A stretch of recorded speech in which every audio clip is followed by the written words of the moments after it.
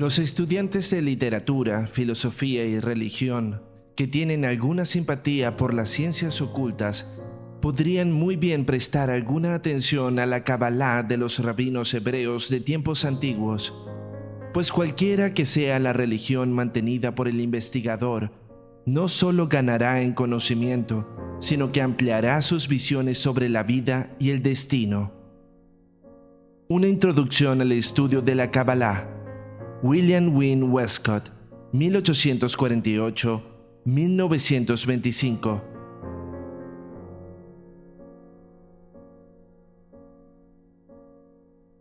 Con el propósito de demostrar las palabras de William Westcott, pues en Universitas suscribimos tal recomendación a los estudiosos e interesados en la filosofía y las ciencias esotéricas, vamos a proceder a comentar una de las enseñanzas más características del esoterismo desarrollado por el pueblo de Israel como aporte al patrimonio de la sabiduría universal. Aunque se suele relacionar la espiritualidad judía con la cristiana, tanto en doctrinas como en cultura e ideal religioso, la verdad es que son realidades culturales muy distintas. Por lo mismo, es difícil sostener la tesis de la procedencia judía del cristianismo. Si bien en los orígenes del cristianismo está su vínculo con el pueblo judío, por ser judío su fundador, así como sus primeros seguidores, prontamente el cristianismo va más allá del pueblo judío, alejándose de éste y asimilándose cada vez más y deliberadamente con el mundo griego y romano. Por este motivo, el cristianismo institucional, producto de los concilios y el magisterio de los padres de la Iglesia, es una realidad religiosa y cultural que se aleja plenamente de su procedencia judía. Una de las novedades del cristianismo está en decir que en el proceso salvífico del hombre, lo más gravitante es un acto de asentimiento de la razón, o en una voluntad de creer en una verdad revelada al hombre. Esto que llamamos fe, como la creencia y la aceptación de una revelación transmitida por el relato y testimonio de los apóstoles y que luego va a ser concretada en un conjunto de creencias o símbolos de los apóstoles, también conocido como el credo, se podría pensar que es algo propio de la religión y no lo es.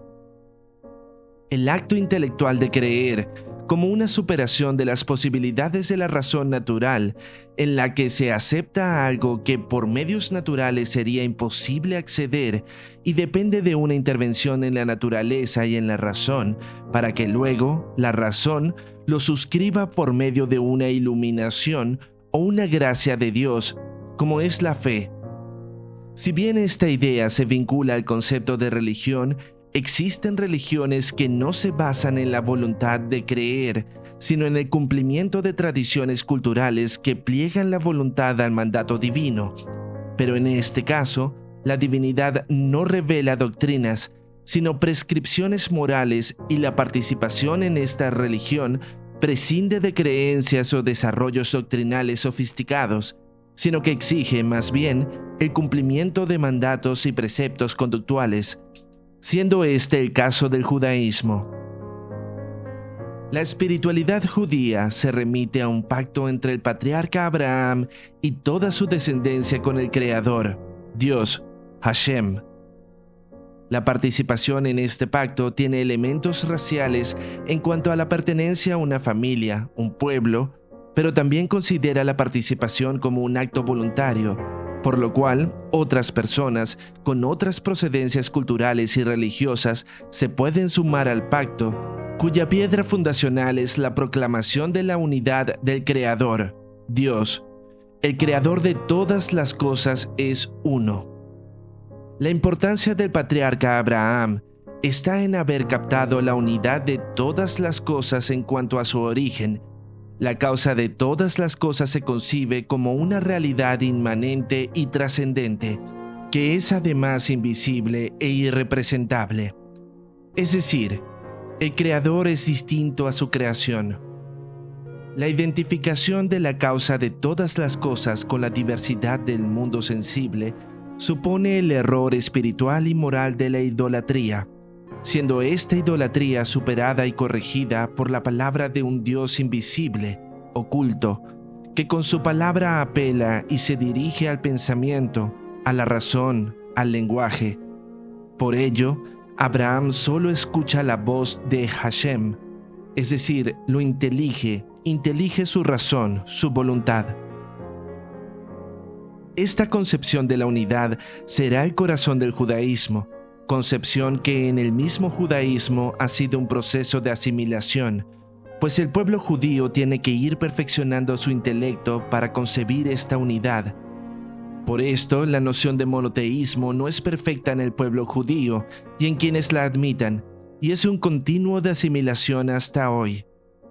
Esta proclamación de la unidad la encontramos en el precepto más importante del judaísmo, en Deuteronomio 6, y que diariamente se recita y es: Shema Israel, Hashem Eloheinu, Hashem Echad, Baruch Shem Kevod Malchuto Leolam Vaed, Behababta et Hashem Elohecha, Behol Lebabcha, Ubehol Nafshecha, Ubehol Meodeja. Escucha, Israel, el Creador es nuestro Señor, el Creador es uno. Bendito sea el nombre de la gloria de su reino por siempre jamás. Y amarás a tu Creador con todo tu corazón, con toda tu alma y con todas tus fuerzas. La concepción de la unidad como atributo de Dios es difícil de sostener.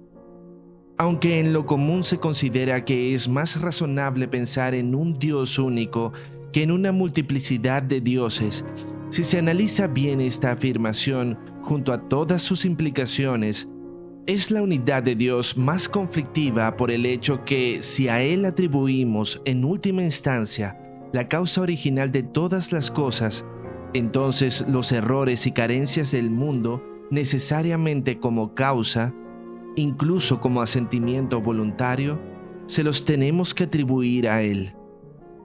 Este aspecto del llamado monoteísmo es poco reflexionado por sus creyentes, y aunque se pudiera justificar recurriendo a los filósofos que nos ilustran con la negación de la existencia objetiva del mal, el error, la fealdad, etc., aludiendo a que en la naturaleza de las cosas sensibles o aparentes, todo esto se sostiene no en su ser, sino en la carencia del ser o en un grado de imperfección del ser, aún así queda siempre el cuestionamiento respecto a la permisión que la voluntad de Dios tiene respecto al mal y todos sus asociados.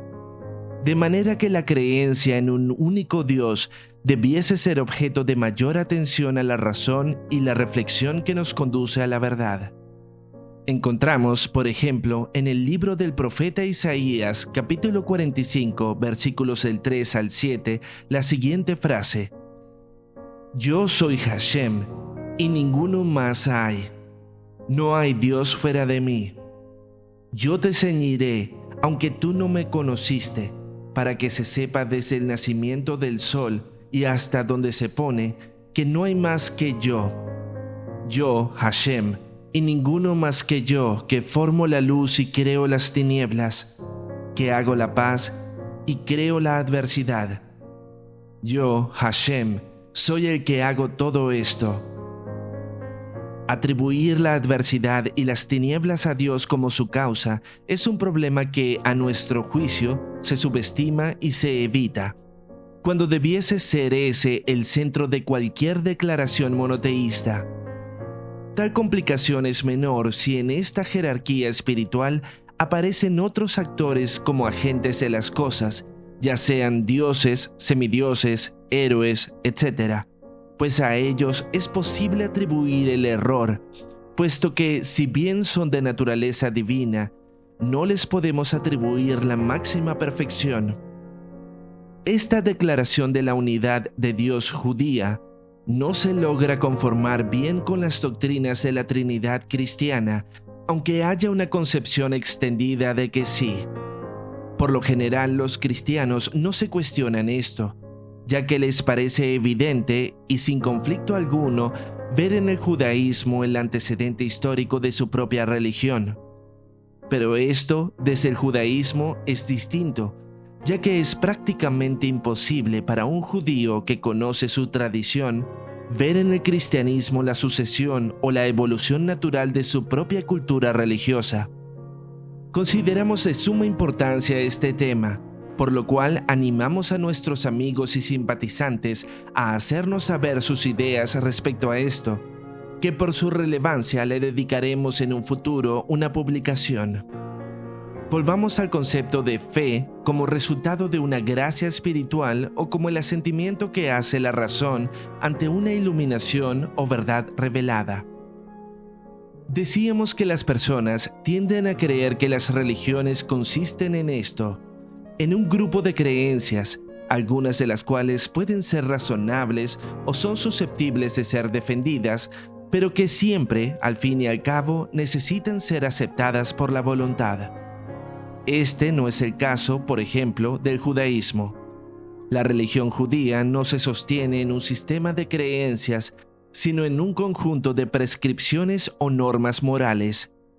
Inicialmente, la conversión a la familia de Abraham, luego a los hebreos, hijos de Israel, y finalmente al judaísmo, siempre significó el plegarse a un conjunto de reglas conductuales que regulaban toda la vida de sus participantes: su alimentación, el culto, las relaciones comerciales, los vínculos sentimentales, el uso de la propiedad, la formación de las familias, etc.